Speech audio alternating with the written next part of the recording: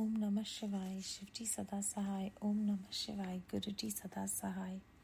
रुद्र संहिता द्वितीय सती खंड के तीसरे और चौथे अध्याय का आज हम श्रवण करेंगे। कामदेव के नामों का निर्देश, उसका रति के साथ विवाह तथा कुमारी संध्या का चरित्र, वशिष्ठ मुनि का चंद्रभाग पर्वत पर उसको तपस्या की विधि बताना। मुने तदनंतर मेरे अभिप्राय को जानने वाले मरीचि आदि मेरे पुत्र सभी मुनियों ने उस पुरुष का उचित नाम रखा। दक्ष आदि प्रजापतियों ने उसका मुंह देखते ही परोक्ष के भी सारे वृत्तांत जानकर उसे रहने के लिए स्थान और पत्नी प्रदान की। मेरे पुत्र मरीचि आदि द्विजों ने उस पुरुष के नाम निश्चित करके उससे यह युक्ति युक्त बात कही।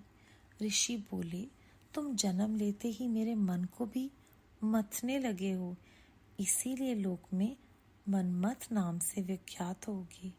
मनोभाव तीनों लोकों में तुम इच्छा अनुसार रूप धारण करने वाले हो। तुम्हारे समान सुंदर दूसरा कोई नहीं, अतः काम रूप होने के कारण तुम काम नाम से विख्यात होगे। लोगों को मदमत बना देने के कारण तुम्हारा एक नाम मदन होगा। तुम बड़े दर्प से उत्पन्न हुए हो, इसीलिए दर्पक कहलाओगे, और सुदर्प होने के कारण ही जगत में कंदर्प नाम से भी तुम्हारी ख्याति होगी। समस्त देवताओं का सम्मिलित बल पराक्रम भी तुम्हारे समान नहीं होगा, अतः सभी स्थानों पर तुम्हारा अधिकार होगा और तुम सर्वव्यापी होगे। जो आदि प्रजापति हैं वे ही ये पुरुष में श्रेष्ठ दक्ष तुम्हारी इच्छा के अनुरूप पत्नी स्वयं देंगे। वह तुम्हारी कामिनी तुमसे अनुराग रखने वाली होगी। ब्रह्मा जी ने कहा, मुने तदनंतर मैं वहां से अदृश्य हो गया। इसके बाद दक्ष मेरी बात का स्मरण करके कंदर्प से बोले, कामदेव, मेरे शरीर से उत्पन्न हुई है मेरी कन्या सुंदर रूप और उत्तम गुणों से सुशोभित है। इसे तुम अपनी पत्नी बनाने के लिए ग्रहण करो। यह गुणों की दृष्टि से सर्वथा तुम्हारे योग्य है। महातेजस्वी महानुभाव, ये सदा तुम्हारे साथ रहने वाली और तुम्हारी रुचि के अनुसार चलने वाली होगी। धर्मवत, ये सदा तुम्हारे अधीन रहेगी। ऐसा कहकर दक्ष ने अपने शरीर के पसीने से प्रकट हुई उस कन्या का नाम रति रखकर उसे अपने आगे बिठाया और कंदर्प को संकल्प पूर्वक सौंप दिया। नारद, दक्ष की वह पुत्री रति बड़ी रमणीय और मुनियों के मन को भी मोह लेने वाली थी। उसके साथ विवाह करके भी कामदेव को बड़ी प्रसन्नता हुई। अपनी रति नामक सुंदरी स्त्री को देखकर उसके हाव भाव आदि से अनुरंजित हो कामदेव मोहित हो गया। तात उस समय बड़ा भारी उत्सव होने लगा, जो सबके सुख को बढ़ाने वाला था। प्रजापति दक्ष इस बात को सोचकर बड़े प्रसन्न थे कि मेरी पुत्री इस विवाह से सुखी है। कामदेव को भी बड़ा सुख मिला, उसके सारे दुख दूर हो गए। दक्ष कन्या रति भी कामदेव को पाकर बहुत प्रसन्न हुई।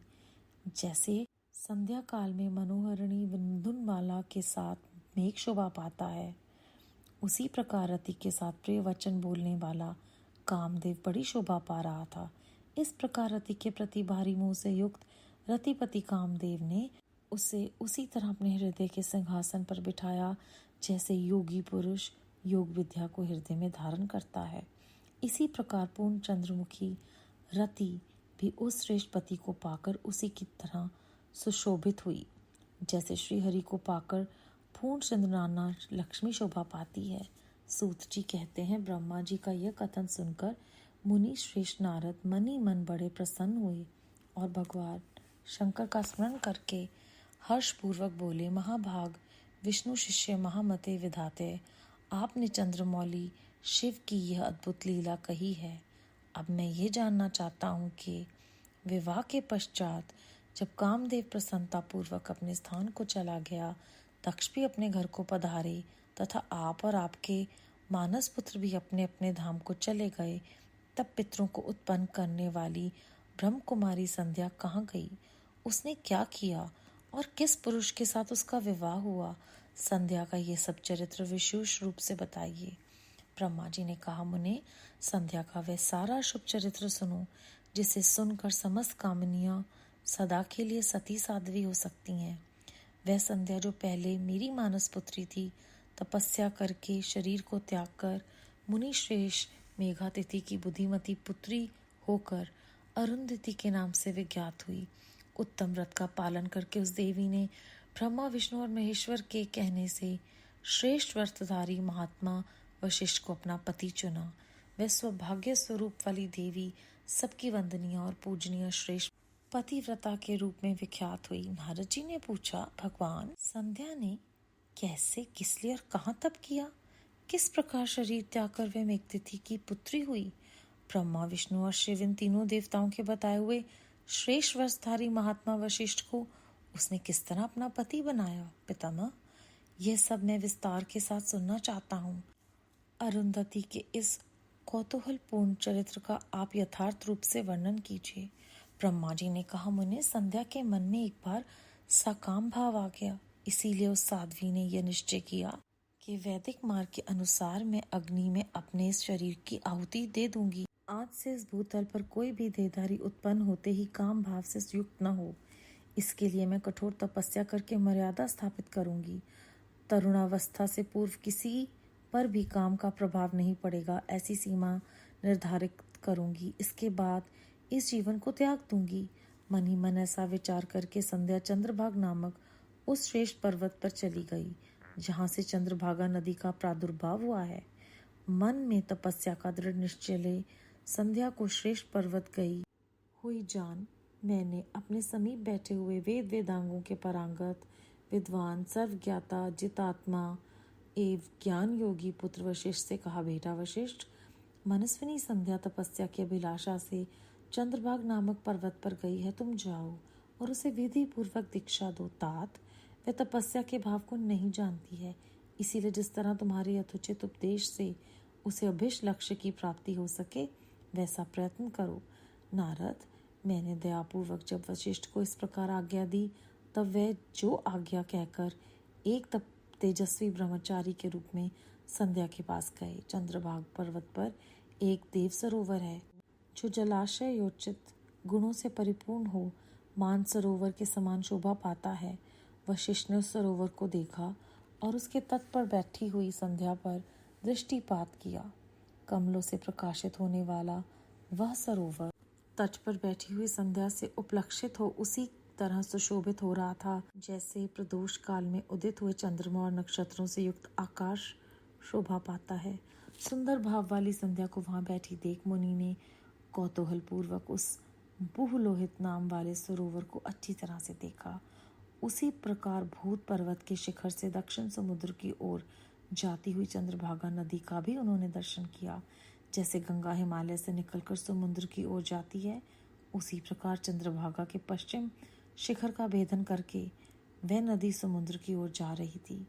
उस चंद्रभाग पर्वत पर बृहलोहित सरोवर के किनारे बैठी हुई संध्या को देखकर वशिष्ठ जी ने आदरपूर्वक कहा। वशिष्ठ जी बोले, भद्रे, तुम इस निर्जन पर्वत पर किस लिए आई हो? किसकी पुत्री हो? और तुमने यहाँ क्या करने का विचार किया है? मैं ये सब सुनना चाहता हूँ। यदि छुपाने योग्य बात न हो तो बताओ। महात्मा वशिष्ठ की ये बात सुनकर संध्या ने उस महात्मा की ओर देखा।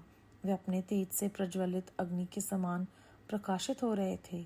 उन्हें देखकर ऐसा जान पड़ता था मानो ब्रह्मचर्य देह धारण करके आ गए हों। वे मस्तक पर जटा धारण किए बड़ी शोभा पा रहे थे। संध्या ने उन तपोधन को आदरपूर्वक प्रणाम करके कहा। संध्या बोली, ब्राह्मण, मैं ब्रह्मा जी की पुत्री हूँ।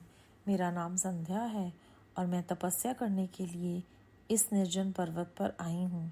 यदि मुझे उपदेश देना आपको उचित जान पड़े तो आप मुझे तपस्या की विधि बताइए। मैं यही करना चाहती हूँ, दूसरी कोई भी गोपनीय बात नहीं। मैं तपस्या के भाव को उसके करने के नियम के बिना जाने ही तपोवन में आ गई हूँ। इसीलिए चिंता से सूखी जा रही हूँ और मेरा हृदय कांपता है। संध्या की बात सुनकर ब्रह्मवेताओं में श्रेष्ठ वशिष्ठ जी ने, जो स्वयं सारे कार्यों के ज्ञाता थे, उससे दूसरी कोई बात नहीं पूछी। वह मन ही मन तपस्या का निश्चय कर चुकी थी और उसके लिए अत्यंत उद्यमशील थी। उस समय वशिष्ठ ने मन में भक्त वत्सल भगवान शिव का स्मरण करके इस प्रकार कहा। वशिष्ठ जी बोले, शुभानने, जो सबसे महान और उत्कृष्ट तेज है, जो उत्तम और महान तप है तथा जो सबके परम माध्य परमात्मा है, उन भगवान शंभु को तुम हृदय में धारण करो, जो अकेले ही धर्म, अर्थ, काम और मोक्ष के आदि कारण है। उन त्रिलोकी की आदि सृष्टा अद्वितीय पुरुषोत्तम शिव का भजन करो। आगे बताया जाने वाला मंत्र देकर शंभु की आराधना करो, उससे तुम्हें सब कुछ मिल जाएगा, इसमें संशय नहीं। ओम नमः शंकराय ओम। इस मंत्र का निरंतर जप करते हुए मौन तपस्या आरंभ करो और जो मैं नियम बताता हूँ उन्हें सुनो। तुम्हें मौन रहकर ही स्नान करना है। मौन लंबन पूर्वक ही महादेव जी की पूजा करनी होगी। प्रथम 2 बार छठे समय में तुम केवल जल का पूर्ण आहार कर सकती हो। जब तीसरी बार छठा समय आए तब केवल उपवास किया करो। इस तरह तपस्या की समाप्ति तक छठे काल में जलाहार एवं उपवास की क्रिया होती रहेगी। देवे, इस प्रकार की जानने वाली मौन तपस्या ब्रह्मचार्य का फल देने वाली तथा संपूर्ण अभिष्ट मनोरथों को पूर्ण करने वाली होती है। यह सत्य है, सत्य है, इसमें संशय नहीं है। अपने चित्त में ऐसा शुभ उद्देश्य लेकर इच्छानुसार शिव जी का चिंतन करो। वे प्रसन्न होकर तुम्हें अवश्य ही अभिष्ट फल प्रदान करेंगे।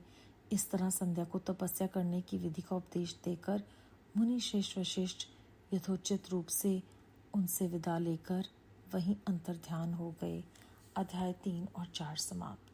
क्योंकि कामदेव जी सबके मन को मतने लगेंगे, इसलिए मनमत कहलाएंगे, और उनके जैसा दूसरा कोई सुंदर नहीं, इसलिए काम कहलाएंगे। सबको मत कर देने की वजह से ही उनका नाम मदन होगा। दर्प से उत्पन्न होने के कारण सदर्प कहलाओगे, और जगत में कंदर्प नाम से भी उनकी ख्याति होगी, और सभी स्थानों पर उनका अधिकार है और वो सर्वव्यापी है। उनका विवाह रति के साथ दक्ष ने करवाया, और दोनों एक दूसरे का जो सम्मान करते हैं इसको दर्शाया। तो हमें गुरु साहब का दिया हुआ वचन कि वाइफ हस्बैंड का ध्यान रखे, हस्बैंड वाइफ का, और दोनों मिलके बच्चों का ध्यान रखन, वो ही बात यहाँ पर हमें याद आती है इस अध्याय में कि कैसे गुरुजी ने अपने वचनों के द्वारा भी और अभिन्न अध्यायों के द्वारा भी हमें याद करवा रहे हैं कि गृहस्थ की जो गाड़ी है वो 2 पहिए, समन्वय और सूझबूझ और एक दूसरे को आदर सम्मान देने से ही होता है, और एक दूसरे के प्रति जो अनुराग है वो सबसे ज़्यादा उत्तम है। उसके बाद संध्या का जब जिक्र होता है कि किस तरह से वो और कामनियों को भी प्रेरित कर सकती हैं, तो उनके मन में सिर्फ बुरे विचार आए तो उन्होंने जगत की भलाई के लिए खुद तपस्या करने का निश्चय किया कि कोई भी कुमारावस्था से पहले अपने मन में किसी भी तरह का सकाम भावना लेकर आए, इसलिए मैं तपस्या करूंगी। फिर पिता ने भी उन्हें इस बड़े उद्देश्य के लिए प्रेरित किया और वशिष्ठ जी को उनके पास भेजा कि वो उन्हें समझाएं कि तपस्या कैसे करनी है। और जब वशिष्ठ जी उनसे पूछते हैं कि अगर आपको छुपाने योग बात ना लगे तो बताओ, तो कितनी बड़ी शिक्षा है यहाँ पर कि हमें हर किसी को उसकी जो स्वतंत्रता है और इच्छा है कि वो कोई बात को हमारे साथ साझा करना चाहते हैं या नहीं करना चाहते, ये उन पर छोड़ दें। फिर वो भी उन्हें कहती हैं कि अगर आपको उपदेश देना उचित लगे तो आप मुझे उपदेश दें। तो किस तरह से जो एक दूसरे के प्रति आदर है और उनकी इच्छाओं को प्राथमिकता देनी, खुद को उनके बारे में ना सोचना, कितना बड़ा प्रेरणा स्रोत है। और संध्या का चरित्र कि वो खुद को त्याग कर आने वाली पीढ़ियों में कोई सकाम ना हो, इसलिए वो तपस्या करनी चाहती हैं। और फिर वशिष्ठ जी उन्हें बताते हैं कि तुम्हें तो सिर्फ भगवान शिव का ही आराधना करनी है, उन्हीं को धारण करो, उनसे ऊपर तो कोई नहीं है। और वो बोलते हैं कि ओम नमः शंकराय ओम, इस मंत्र का जप करो। और यहाँ पर अंत में फिर वही मौन रहकर, तभी तो हम भीतर उस परमात्मा के दिए हुए संदेश को सुन पाएंगे। तो जो व्रत करना है उसके साथ साथ मौन रहना है। मौन रहेंगे तभी तो हमें वो मैसेजेस वो संदेश, वो आवाज़, टेलीपैथी जिसे हम कहते हैं, उसका आभास होगा। अन्यथा हम अपने द्वारा मचाए हुए शोर या आसपास के शोर में ही गुम जाएंगे। और फिर जब वशिष्ठ जी भी जाते हैं तो वो फिर से अंतर्ध्यान हो जाते हैं। तो आइए हम आज ये प्रेरणा लें कि हमें भी उस परमात्मा को अपने भीतर ढूंढना है, उन्हीं की कृपा के प्रसाद से जब भी वो संभव करें। ओम नमः शिवाय। शिव जी सदा सहाय। ओम नमः शिवाय। गुरु जी सदा सहाय।